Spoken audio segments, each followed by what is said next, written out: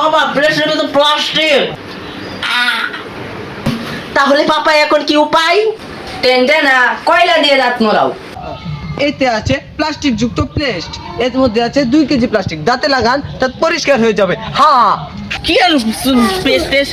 এই যে দেখো কয়লা, হুসেন মোল্লা স্পেশাল কয়লা, কাকে লাগাও।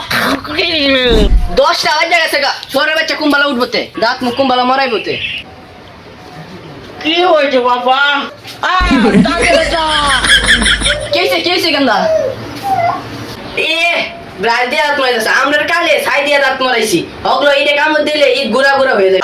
বাবা ব্রেসলেট তো প্লাস্টিক। তোর তো কপাল মালা, পেস্টের ভিতরে যে কুত্তার গু দিছে না। তাহলে পাপা এখন কি উপায়? টেনটে না, কয়লা দিয়ে দাঁত মোড়াও।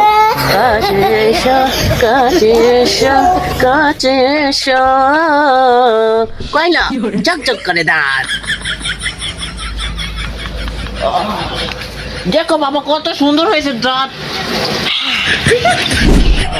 এতে আছে প্লাস্টিক যুক্ত পেস্ট, এর মধ্যে আছে 2 কেজি প্লাস্টিক, দাঁতে লাগান দাঁত পরিষ্কার হয়ে যাবে। হ্যাঁ, কি আর পেস্ট টেস্ট? এই যে দেখো কয়লা, হুসেন মোল্লা স্পেশাল কয়লা, কাকে লাগাও।